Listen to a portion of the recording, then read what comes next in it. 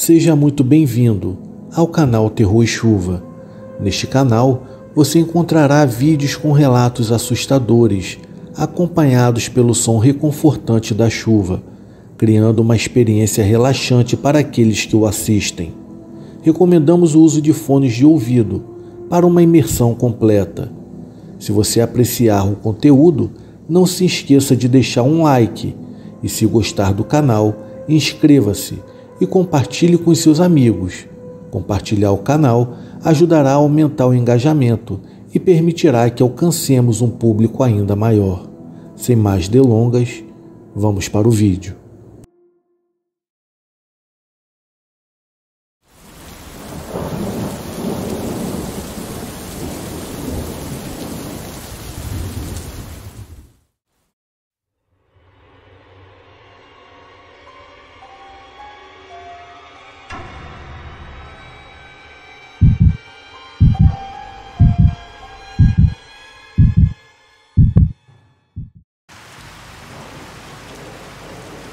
Boa noite a todos, o meu nome é Laura e tenho 30 anos de idade. Eu gostaria de compartilhar com vocês, através do canal Terror e Chuva, algo que aconteceu e ainda continua acontecendo na minha casa onde eu moro.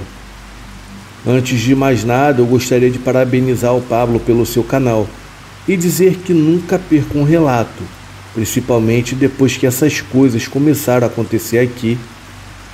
Eu moro em um prédio com 3 casas. Meu apartamento fica no 2º andar.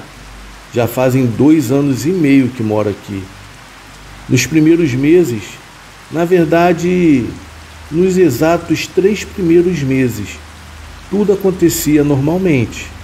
Eu moro sozinha, pois os meus pais moram no interior, pois eu trabalho na cidade onde estou. Cidade essa, que eu não gostaria de citar o nome. Passados os 3 meses, comecei a ouvir barulhos na casa de cima.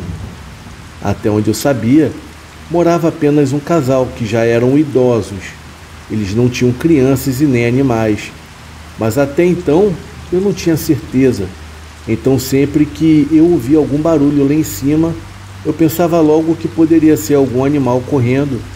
Talvez até mesmo eles tivessem algum cachorro, apesar de nunca ter ouvido latidos. Mas como eu não fico em casa durante o dia, nunca me atentei a esses detalhes. Depois desses 3 meses eu comecei a perceber que eu ouvia passos, e eram só durante a madrugada. Eu pensava comigo mesmo que alguém deveria estar caminhando lá em cima.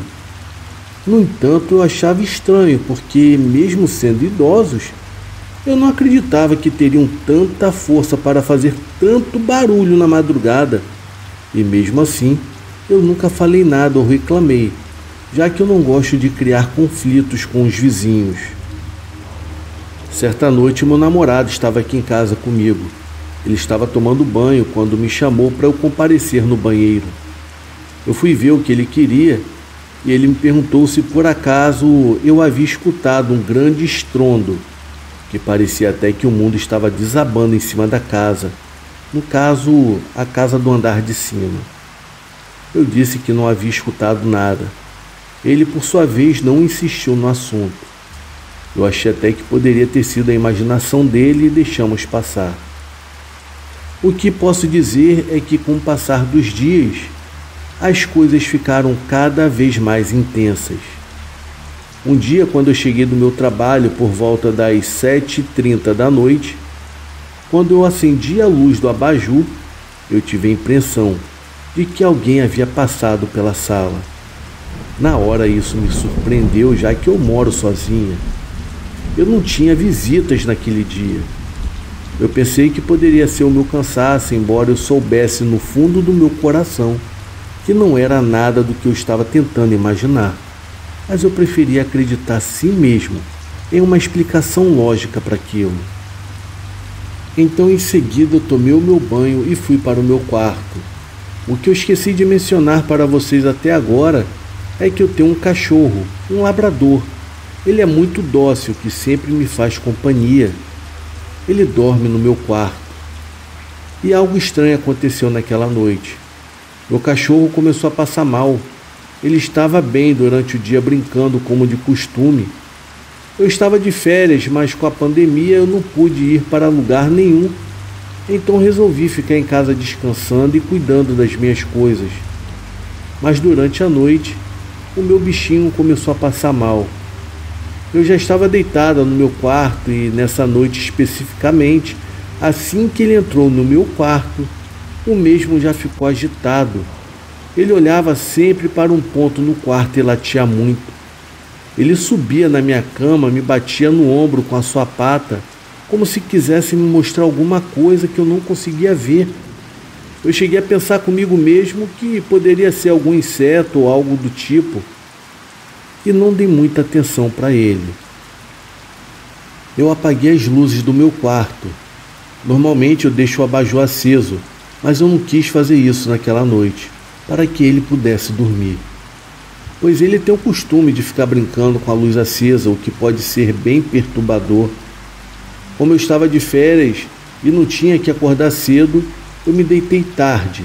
Apaguei todas as luzes para tentar dormir e cerca de 30 minutos depois, eu percebi que o meu cachorro estava inquieto e começou a vomitar do nada. Eu fiquei desesperada com aquilo, pois ele nunca tinha vomitado antes. Ele estava claramente doente.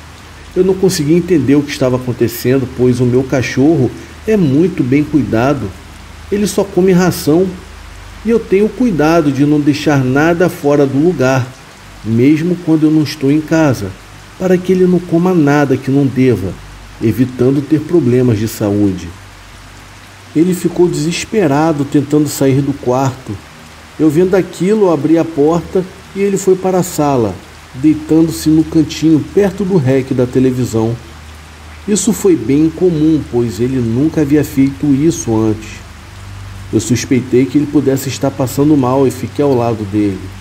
Mais tarde, durante a madrugada, eu voltei para o quarto e o chamei para se juntar-se a mim, mas ele recusou, algo que ele nunca tinha feito antes.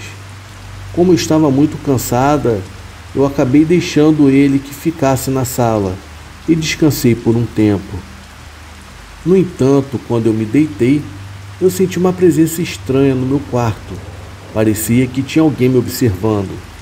Eu acendi a luz, mas não vi nada. Talvez fosse apenas a minha imaginação, mas o meu cachorro havia latido para o nada. Eu apaguei as luzes e me deitei novamente, mas a sensação de ser observada acabou persistindo e arrepiando-me toda. Eu decidi acender a luz novamente e saí do meu quarto e fui direto para a sala fazer companhia para o meu cachorro pelo resto da madrugada. Na manhã seguinte, ele já estava bem. Mesmo assim, eu o levei para o veterinário para fazer um exame, mas nada de anormal foi encontrado, inclusive em seu exame de sangue. Eu fiquei pensando se o comportamento estranho do meu cachorro tinha alguma relação com o meu quarto. Acontece que no mês passado, os filhos do casal que moravam no andar de cima vieram buscá-lo e com eles levaram todos os seus pertences. Eu esperava que com eles fora os barulhos pudessem cessar, mas isso não aconteceu e foi aí que as coisas pioraram. Recentemente eu tenho ouvido barulhos estranhos, como móveis sendo arrastados no andar de cima. Embora eu tenha certeza de que a casa está vazia, sem ninguém, sem móveis, eu também cheguei a conversar com o proprietário do imóvel, que também me confirmou tudo o que eu já sabia. Além disso, eu tenho acordado no meio da noite com passos pesados e barulhos que parecem ser de crianças correndo. Isso tem me assustado bastante, e até então eu acreditava que esses barulhos eram causados pelos antigos moradores, mas eles não estão mais aqui e os sons persistem. Eu não sei o que fazer, pois como posso me mudar daqui tão facilmente? Como eu vou arrumar um aluguel de uma hora para outra, sem contar que essa casa que eu moro está em contrato comigo? Não é simples a minha situação. Além disso, eu tenho um animal de estimação que é de grande porte, o que dificulta ainda mais encontrar um novo lugar para eu morar, pois dificilmente são permitidos em apartamentos ter animais, ainda mais grandes. Eu estou desconfortável com a minha situação e não tenho certeza do que fazer. A única certeza que eu tenho é que eu não estou sozinho aqui, e isso me perturba profundamente. Eu agradeço a todos por ouvirem o meu relato.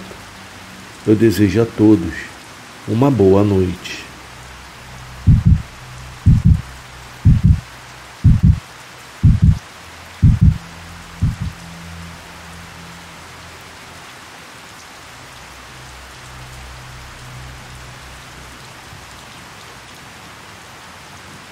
Marcelo e Júlia estavam sentados no teto de um dos últimos vagões de um antigo trem de carga que seguia em direção ao extremo sul do país.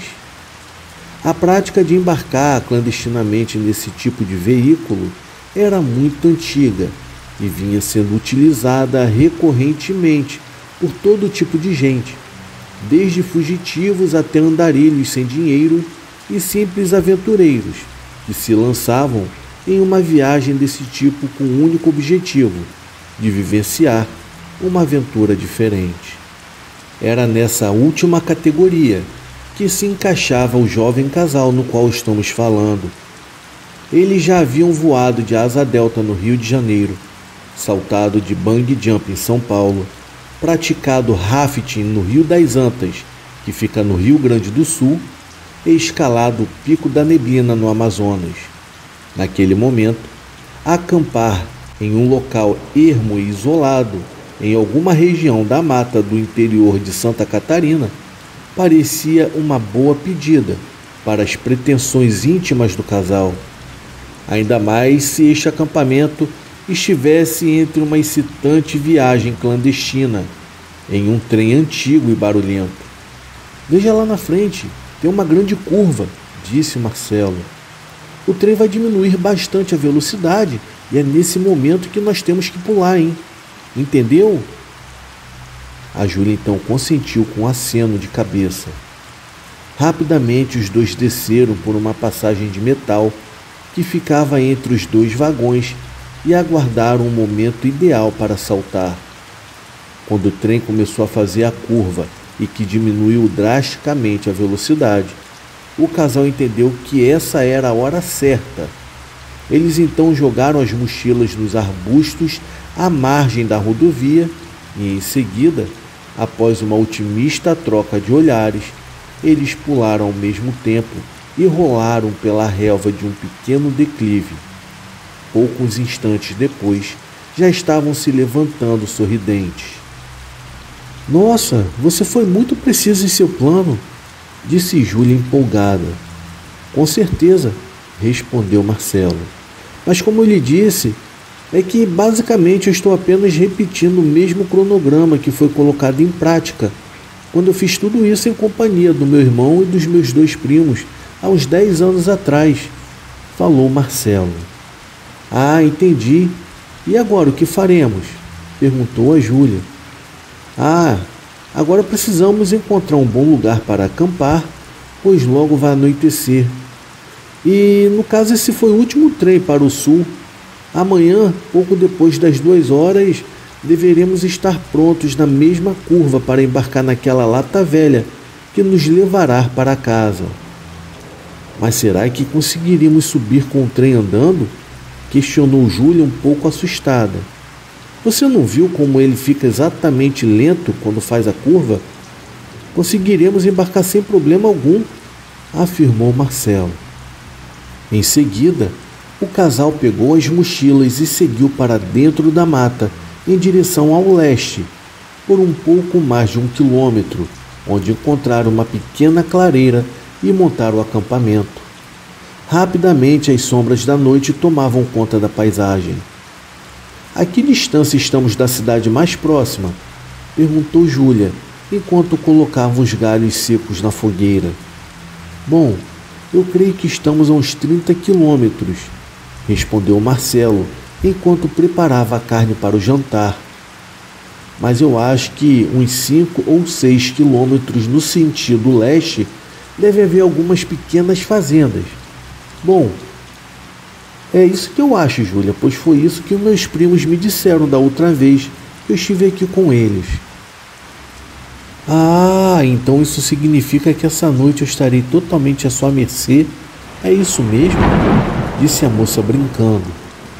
Com certeza, respondeu Marcelo sorrindo. Ah, mas isso é um risco que você já tinha conhecimento, não é isso? E antes que o casal pudesse dar continuidade ao diálogo provocante, um grande barulho se fez ouvir na mata próximo ao acampamento. Parecia que alguém ou alguma coisa estava se aproximando rapidamente, esmagando os galhos e folhas secas que haviam no caminho. Marcelo, o que é isso? Perguntou a Júlia, visivelmente assustada. Calma, Júlia, calma, respondeu o rapaz, empunhando a sua faca de caça. Provavelmente isso seja apenas uma lebre. Mas parece que é algo bem maior do que uma lebre, Marcelo, observou a moça bem assustada. Parecendo que aquele som fosse interminável, do nada surgiu correndo de dentro da mata uma mulher que estava suja, seminua e com diversas escoriações pelo corpo. Me ajuda, por favor, me ajuda, gritava a mulher desconhecida. Eles estão vindo, eles querem me matar, vocês precisam detê-los. Marcelo e Júlia bem que tentaram detê-la para acalmá-la, porém a jovem mulher se desvencilhou do casal e seguiu correndo por dentro da mata em direção oposta de onde havia vindo. No instante seguinte, o casal ouviu novos barulhos de passos que se aproximavam. Não saia daqui, ordenou Marcelo a Júlia, ao mesmo tempo que pegou um grosso galho, que seria usado na fogueira, e se escondeu aos meios dos arbustos. No entanto, um homem emergiu da escuridão para a clareira. Ele estava portando uma espingarda na mão. A Júlia gritou assustada, e nesse exato momento, o Marcelo surgiu por detrás dos arbustos e desferiu uma paulada na cabeça do sujeito desconhecido, que o fez cair no chão, totalmente desacordado. O Marcelo pegou a espingarda do desconhecido e ficou na espreita. Logo depois, um segundo homem apareceu no acampamento e, como a exemplo do primeiro, também estava armado. Larga a arma, ordenou Marcelo. Mas espere, tentou o homem explicar. Ou você larga sua arma, ou eu vou estourar a sua cabeça, falou Marcelo gritando com outro estranho. Sem opção, o estranho largou a sua arma no chão e levantou as suas mãos para o alto. Júlia, pega aquela espingarda agora e traga para cá, falou Marcelo bem alterado. Júlia, pega aquela espingarda agora e traga para cá, falou Marcelo bem nervoso. Mesmo receosa, a moça se aproximou lentamente, pegou a arma e correu de volta para o lado do namorado. Nesse instante, o homem que estava amarrado no chão despertou. Seus canalhas, o que vocês pretendiam fazer com aquela moça? Você não sabe de nada, rapazinho, respondeu o homem que chegara por último. Ela estraçalhou 2 empregados da minha fazenda. Ah, com certeza, retrucou Marcelo de forma irônica. É mesmo bastante provável que uma garota de pouco mais de 1,5 metro de altura tenha condições de estraçalhar 2 homens. Você não conhece, garoto. Ela não é uma mulher normal, disse o sujeito que estava amarrado. Anormais são vocês, seus malditos, falou Marcelo. Não me admira que aquela pobre moça tenha corrido daqui como se fosse o diabo fugindo da cruz. Mas ela vai voltar, você pode ter certeza, meu rapaz, afirmou o segundo desconhecido.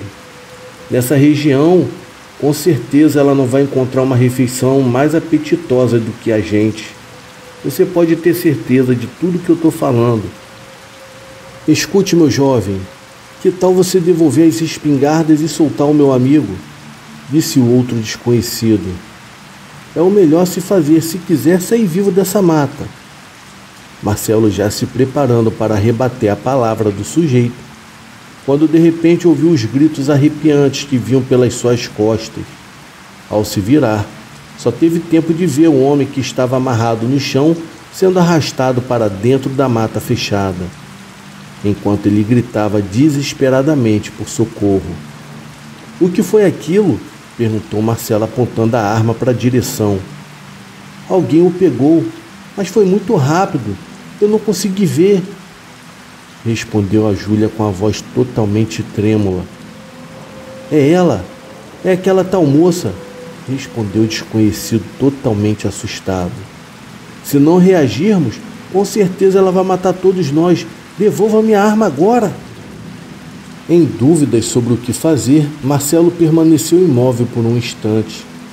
Esse momento de excitação foi decisivo e, com uma espantosa rapidez, uma enorme criatura saiu de dentro da mata do lado oposto da clareira e saltou sobre o desconhecido, surpreso e indefeso.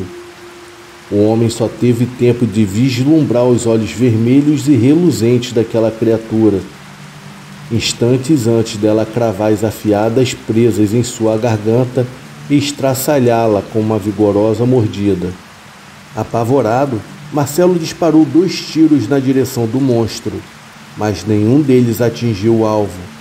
Contudo, tal atitude foi suficiente para chamar a atenção da horrenda criatura, que de forma muito ágil saltou na direção do rapaz e desferiu uma patada na espingarda que ele tinha nas mãos, fazendo-a voar para longe. Em seguida, uma nova patada foi desferida pelo monstro, que dessa vez atingiu Marcelo em cheio no peito, o derrubando no chão.